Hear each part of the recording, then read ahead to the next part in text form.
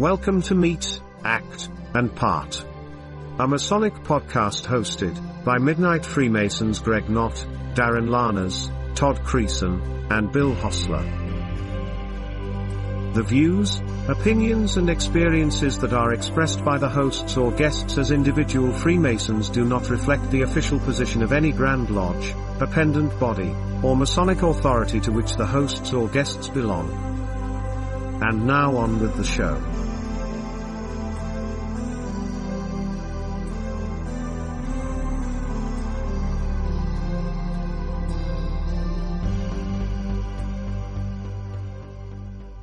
Hello everybody and welcome to another exciting episode of Meet, Act, and Part. And this is episode 24 already, and we are your hosts, and I am Greg Knott. I am Bill Hostler. And I'm Darren Laners. And, we're excited to have another great guest. I don't know how we keep finding all these great guests, but we do one by one by one.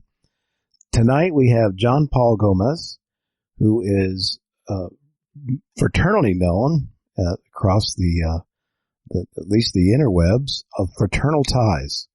And so, JP, we welcome you to our podcast and so glad to have you with us. Thank you. It's a pleasure to be here. If you can, tell us a little bit. We were talking off air about some of your personal history and stuff, and I'd like you to talk about that and then transition that into some of your Masonic background. Okay. The year was 1995 when I first became aware of the Masonic movement. And what happened was the cool kids back in high school invited me to join their group.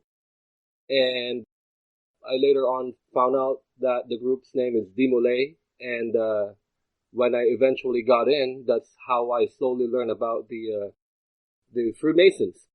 And I come from a very Catholic background, and I heard from some of my cousins and some relatives many things that are a little...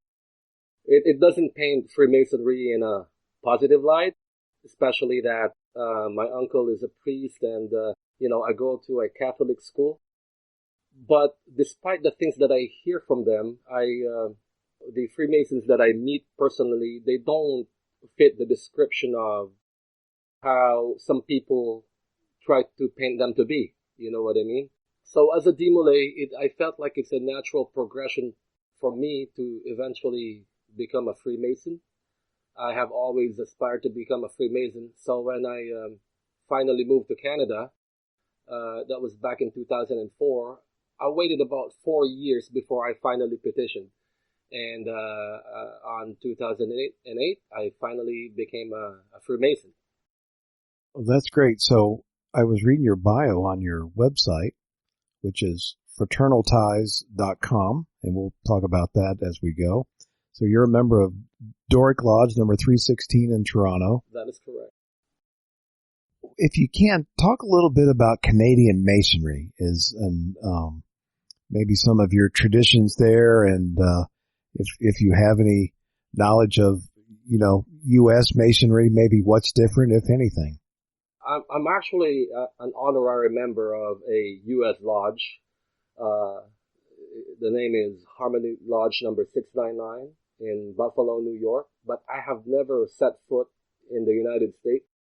So I don't really know a lot of things, how Freemasonry operates there. But I have a little bit of experience of Philippine Freemasonry during my time as a Demolay, and my understanding is that Philippine Freemasonry and American Freemasonry kind of operate in the same way. So I will base my comparison on that experience. Okay, over here in Canada, the main difference that I can see is the way our aprons look. And over here, we wear, I guess we can call it the standard or generic apron where all aprons look the same. If your lodge is not over 100 years old, you will have an apron with silver lining or silver fringes. And if if your lodge becomes over 100 years old, you get to wear an apron with gold lining. The other thing that I know that is different is over here in Canada, we have 9 Masonic working tools, 3 on the first degree, 3 on the second, and then another 3 tools on the third. And my understanding is that in the United States, there's only 2 working tools on the final degree. What else? The other thing is, I know that you guys use the trowel, and it's a beautiful symbol, and that we don't have that over here. We have the skirt instead. Very interesting. JP, why don't you tell us about how you started Fraternal Ties, what got you interested in opening essentially a web-based establishment for Masonic apparel, and what got you interested in Masonic fashion or apparel, and what made you start Fraternal Ties? Yeah, so before I immigrated here in Canada back in 2008, I was working as a graphic designer for a Dimule back in the Philippines, and we're working on we make graphics for different Masonic lodges. Okay, and that was in the Philippines. And when I moved here in Canada, I tried to apply as a graphic designer, but no Canadian companies will accept me because I don't have the what they call the Canadian background, or rather the Canadian education to back me up. So I ended up working as a security guard, and then later on I was able to get a job as a call center agent. And eventually, when I petitioned as a Freemason, I all of a sudden I had to buy a suit and tie, and I don't really, I'm not the type of guy to wear a suit and tie, but all of a sudden I find myself in a situation where I have to buy those things. So I got my suit, but I don't have a tie, and I'm looking all over the internet looking for anything Masonic, and everything that I come across with at the time are neckties that are very colorful with big square encompasses in very loud colors, right? And so to make the long story short, I couldn't find anything that I liked. And my wife, Rochelle, sensing my frustration, decided to challenge me and reminded me that I know a little bit of, I can design stuff. Why not? She told me, why not just create your own tie, So that's exactly what I did. I designed a necktie, and I found a suitable manufacturer. And the original idea is just to get one necktie for myself, right? But what ended up happening is they created 2 neckties instead. So when the tie finally arrived, I kept one for myself, and I'm like, okay, I don't have, there's an extra tie. I decided to sell it off eBay for 99 cents. And what happened was, after just a few hours, the 99 cents became $10 and the $30, and after a day of bidding, it went up to around over $70 US. And that is when we realized that there is actually, a market for neckties that are a little subdued, not with the usual loud Masonic symbolisms in it. And that extra money that we got from the bidding, we reinvested, and that's how it began. It just, it grew from there, from that 99 cent necktie. Well, I think that's really an amazing story, and I'm looking at the article that you put together in the Southern California Research Lodge in the Fraternal Review, which we did an episode on a couple times ago. And if anybody has ever seen your work, it is just high class. It's extremely well done. It is subtle yet artistic. And I guess that's it's just a different style than anything I've seen. And as you've made reference to, you saw those, the cheap ties that are, $10 or whatever. In the search for a tie that you designed one, but what's inspired you since that, the next tie that you did? What keeps inspiring you on these designs?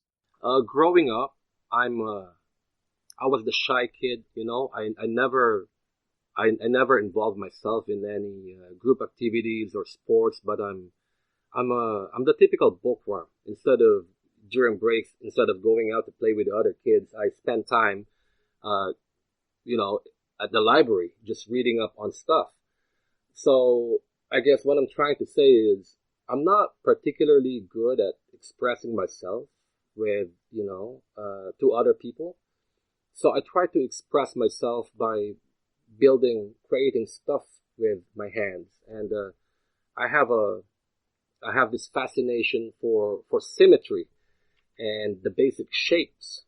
When I became a Freemason, that interest blossomed because Freemasonry is all about the proportions and the knowledge of symmetry and all that, coupled with the allegories and the teachings and all the symbols in Freemasonry, that it just becomes a creative fuel for me, because I'm not particularly good at talking to people about how I would interpret a certain lesson or, a certain symbol.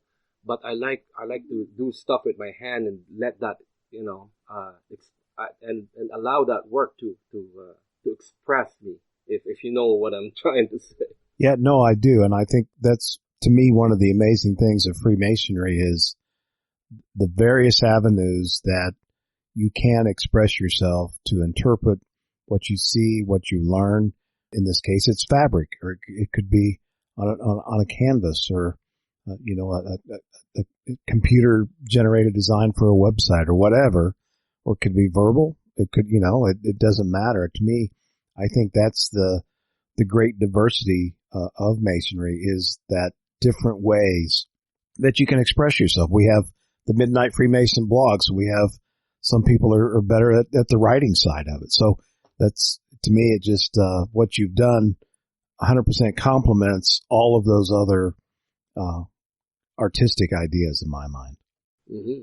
And just to add, one more thing to that, when I moved to Canada, I was already 24 years old when I moved, and I was a full grown adult. And as you may know, with typical for the immigrants, when I was new, I was having a hard time just learning to be more conversational with the English language, right? But my experience with Freemasonry, it allowed me to be more vocal, and to be more expressive with the words that I use. And it's an amazing organization that really can make a good man better. It's really cliche, but that's what it is. So you have found those avenues for personal growth, and in the article just read, and you didn't mention earlier, you're actually master of your lodge. Is that what have you found with those added responsibilities that either you didn't realize the master did, or what's your experience been like so far? Let me see if I can. This is actually something that I think about a lot, and I'm not sure if I would be able to express myself completely, but I will try. In a Freemasonry, I find it, how to explain that? I hear Freemasons all the time talk about how we should spend less time doing, talking about the agenda and the meetings and the bickering and all that. And maybe we should just concentrate more on the brotherhood and the esoteric pursuits and, the hidden knowledge and all that. And there's a trend of Freemasons, and there's nothing wrong with pursuing esoteric stuff. And when I was new, I was all for that. But as I gained more knowledge and experience as a Freemason, and as I mature as a father myself, I realized that to maintain a house, it is really important that you sit down and spend time to talk about the bills, the rent, how to properly receive guests, all the boring stuff. You need to get it You need to get it right. And that realization arrived to me only when I finally became a worshipful master. That sometimes those things that many people consider boring are actually the very things that keep Freemasonry alive. I agree with you that, those basic business functions, administrative functions are important because they keep the structure together. And JP, I agree with you. I mean, I was sitting here thinking to myself, it's like the old taco commercial. Why can't we have both? There is a fine line in lodge. There has to be the grown-up stuff, the paying of the bills and the minutes and things like that. And there is a time and place for that. And we do need that because no organization can run without business. But a lot of people forget that we do have the esoteric stuff and the education, whether it be history, esoterica, whatever. I've always said that maybe we should have 2 different nights.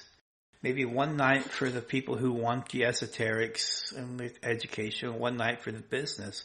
In Indiana, they have a program where my lodge there in Indiana does do this, is that they'll have what they call they'll have a business meeting beforehand. It's just a regular business meeting. Anyone can go and visit. It's not tiled. And they go up and they go up and they pay the bills and they read the minutes and such things. And then they go up afterwards and they have the actual stated meeting. And that's where they'll bring in a guest speaker, or they'll put the lodge at ease, and then they talk about a subject that they pick up for the night. Say, George W. Washington was a Mason. And then they put the lodge at ease. And then everybody gets their turn talking. And to me, that's kind of like the best of both worlds, because you can't just go through life with one or the other. I believe there has to be a balance in everything. And that's just kind of the way I look at it. But I think you're right, JP. So many people do poo-poo the business, but there has to be the business. As Masonic clothing people, you're kind of like the OG.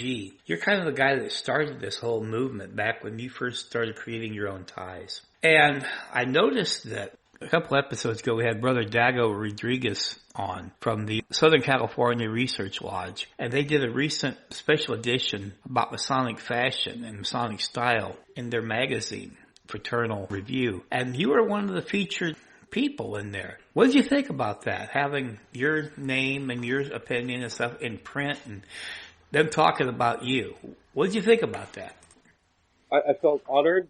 I felt proud. I felt nervous. And I'm not sure if you guys remember the old magazine. They're not operating anymore. Hang on, let me just juggle my memory here. I know that there's the Living Stones magazine, and then there's another one that was being operated by Brother Corey Seigler. I'm not sure if I'm pronouncing his name right. The Working Tools. The Working Tools, yes. Yeah. So I was featured at those magazines from before, but not like the way Fraternal Ties was featured right now. I felt like I've made it. I felt like my work have been noticed, and overall, it's a great honor. I feel grateful and proud at the same time. To me, you're making an impact on the future of the craft in terms of the quality and those kinds of things. I think all these things we're doing, all of us collectively, are adding to a positive future. In Canada, specifically in your area, what do you see as the future of the craft? Is it, I'm sure like other places, it's probably shrank in membership, but are you finding the newer members that are coming in are, like yourself, eager to learn and optimistic, or what are your thoughts? I can only experience I can only speak from what I experienced with my own lodge. So my experience here is that I don't feel like a lot of Canadians are actually actively seeking out Masonic membership, and I know that is a universal problem. I know that some lodges in the United States are having the same problem, but from what I have experienced so far, I feel like American Freemasonry and Filipino Freemasonry are more engaged in terms of, like, during my time as a Dimole back in the Philippines, if the father is a Freemason, almost all the time his wife will be a member of the Order of the Eastern Star.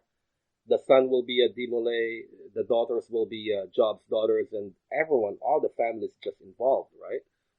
Over here in Canada, I feel like Freemasonry is more of an individual pursuit. Some of the most passionate and knowledgeable Freemasons that I know are Canadians, but I feel like unlike our American and Filipino counterparts, we're not as, I don't think we don't do things together as much. But as I have said, it's more of an individualistic pursuit over here. But that is from my limited experiences as a Canadian Freemason. Like I said, I've never set foot in the United States, and I have never been to a Masonic lodge in the Philippines as a Freemason. I've been there as a Dimole, but not as a Freemason. I think your observation's really spot on. I mean, there's certainly some members in our areas that their fathers or maybe grandfathers were members, but I think part of it's that U.S. and Canadian independent spirit that, people do seek it out themselves versus the long family legacy, though there are plenty of examples I know of in the U.S., but like myself, my dad or grandfathers, they weren't Freemasons. Some of my great uncles were, but I had to go all the way back to my great grandfather, and it was just circumstance or happenstance. I found that he was a member one night when I was flipping through lodge records. So there was no tradition. I think, like you observed it, that's how I know I discovered it, was just kind of on my own. There wasn't anybody pressing me to join. It was something I sought out, and I think that's a pretty common experience here. So yeah, I think you're spot on. It is really interesting that you're talking about tradition, because in the Philippines, it is really a great privilege to become a Freemason, and your average worker will have a hard time getting into Filipino Freemasonry because of the dues and all that. And a lot of the brothers back there are acutely aware of the role that Freemasonry played to establish the Republic of the Philippines as we know it. The revolution that happened that ultimately freed the Philippines from the colonial rule of the Spanish was because of clandestine Freemasonry. I can go on and tell you a bit of story about that, but for the interest of time, let's say that the Freemasons are instrumental in the Filipino independence. Even the Philippine flag, if you look at it, it was designed by General Emilio Aguinaldo, the first president of the Philippines, and he's a very zealous Freemason, and he designed the flag himself. And it is full of Masonic symbolism, from the collar to the equilateral triangle to the 3 stars to the sun in the middle of the three stars. It's all Masonic. That's why a lot of Filipino men aspire to become Freemasons, because of that rich history. That's really awesome. I think, of course, the beginning of our country in the U.S., there was lots of stories of, the impact of the Freemasons, and looks like over a couple centuries we've lost some of that enthusiasm, but it's great to hear that in the Philippines it's still has that, what I think is the proper stature of having it being looked up to in society as something that you desire to become. So, to both your points, interesting regarding Filipino history. I did not realize that the Freemasonry had such an impact on its independence, much like Greg said, how it had influence here on the American independence movement. And then also, I know it is sometimes argued, and I don't know historically how much truth there is to it, but I have heard or read certain things regarding the French Revolution stating that Freemasons were somewhat involved in French Revolution as well. So just interesting that we continue to crop up in these stories regarding revolutions, especially given in the Constitution, especially Anderson's Constitution, there's a lot of, and we still see it also in our officer installation here in the United States, especially where it talks about being a loyal citizen, not participating in any movement that would try to overthrow the government, but yet we seem to have had our hand in that, at least here in America, and looks like the Philippines as well, and then potentially France, and I'm sure other places as well that I'm not thinking of. So I guess, JP, let me ask you this. What do you see as the future of Freemasonry? Do you think that there's a revival potentially on the way, or do you kind of think that this is what we have and this is how we're going to see the status quo going forward? What are your thoughts regarding our future? I guess I will try to answer that by telling a story about how clandestine Freemasonry, okay, eventually led to that Filipino Revolution and eventually led to our independence. So during those times, one man, Dr. Jose Rizal, a Filipino doctor, he wanted to become a Freemason. And if memory serves me right, he was not being the lodges that were established in the Philippines during those times would only accept Spanish blood, and they will not accept any Filipino candidates at all. So Dr. Jose Rizal, being a doctor, he had a little bit of money, and he was able to go abroad, and he went to Spain. And from there, he was able to petition and join a lodge. And upon becoming a Freemason, I think what happened was he came to a realization of, you know, the idea of the equality, liberty, and fraternity. And he felt welcome, and something awoken inside him. And after that, he wrote a novel. And that novel was read by many Filipinos, and that inspired them to create Masonic lodges, but, you know, quasi-Masonic lodges. And the idea is that even though our skin is different, even though we're different from our colonizer, we can become like one. I'm sorry, I don't think I'm explaining it right. But, you know, the idea of equality and liberty and fraternity was instilled among Filipinos, and that led to the revolution and, you know, the opening up of the mind and people waking up to certain truths.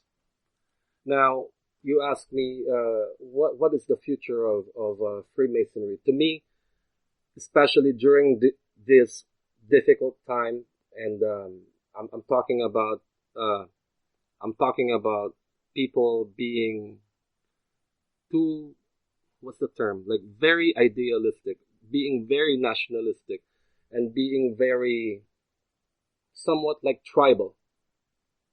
And those things can lead to a lot of disagreement among people from different tribes, from different nations, from different cultures and beliefs. I think the role that Freemasonry plays here is teaching people that there are some universal ideas that we can all agree upon. And once we realize and internalize those ideas, I think that can ultimately lead to a greater understanding between people. And this is actually one of the reasons why I like to incorporate different symbolisms, Masonic symbolisms in my art and in the neckties and the t-shirts that I produce, because I want to slowly open up certain Masonic lessons that I resonate with, that help me open up my heart and my mind and be more tolerant and, those things. I have received a lot of negative feedback in the past from Freemasons because they feel like I'm, the oath that we make, that we will never write, indict, mark, print, carve, delineate, and all that stuff. They feel like I'm exposing secrets of Freemasonry. And to that, I would say that anyone who have a little bit of internet knowledge can look up those things. And besides, according to the United Grand Lodge of England, you can actually begin. You can talk about those things. The only thing that is actually considered a secret, and please guys correct me if I'm wrong, are the modes of recognition of a Freemason. So with that, I think it is important that the conversations that we have as a Freemason should somehow not overflow to the outside world, but I think we have a responsibility to let other people know of what it is exactly that we do as a Freemason.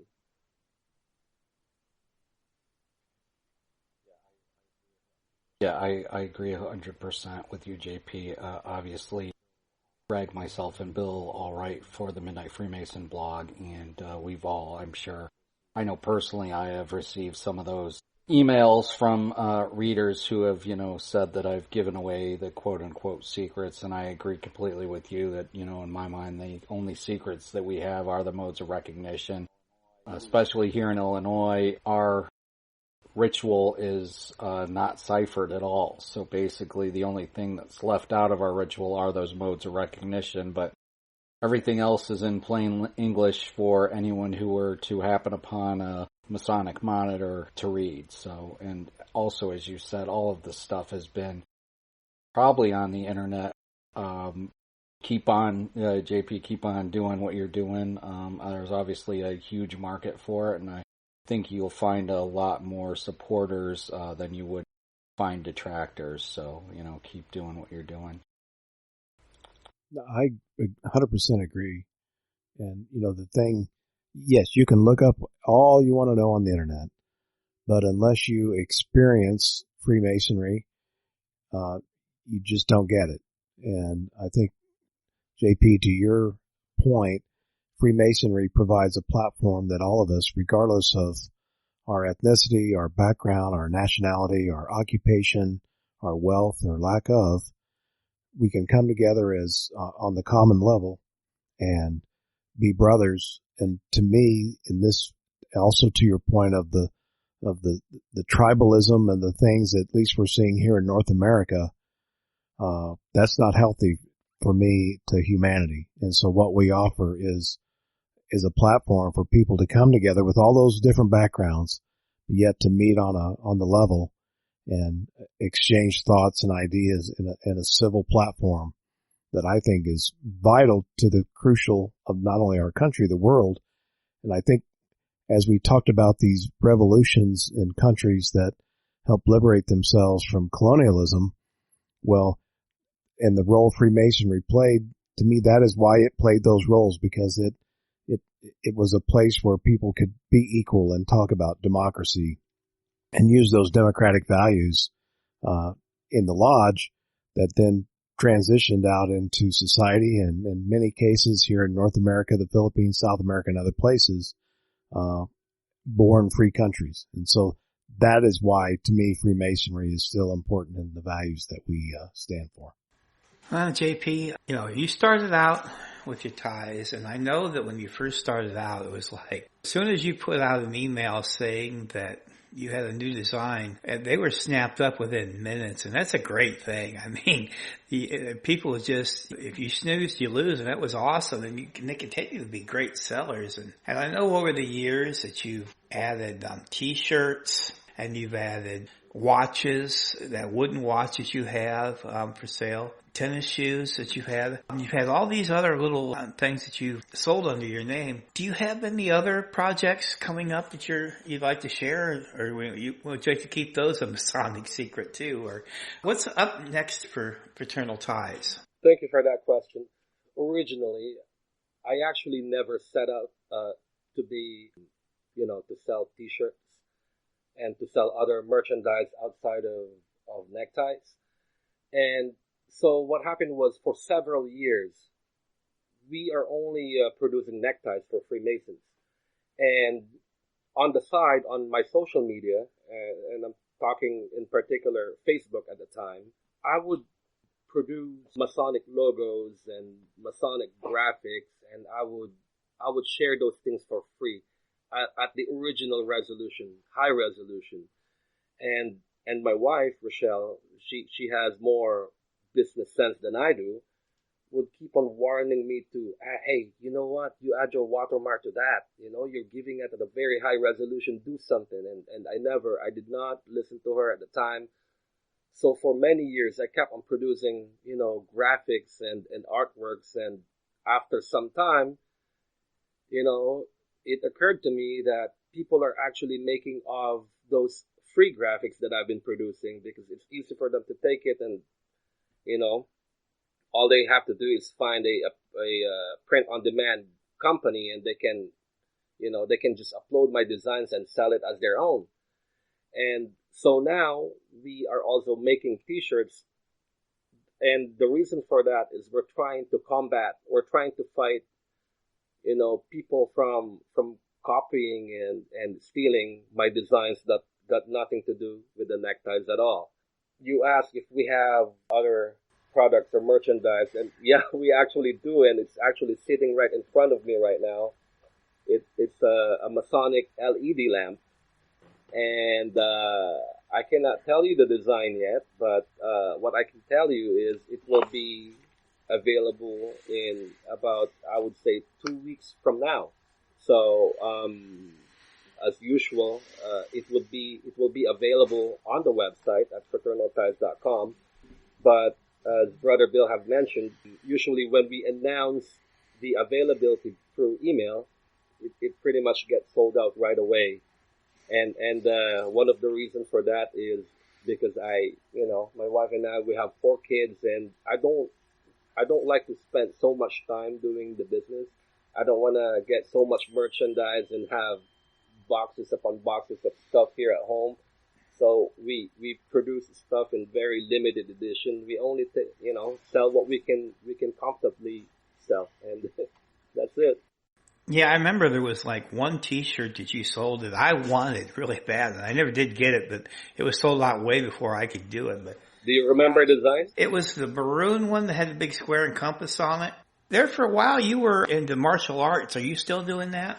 Not anymore because of the pandemic situation.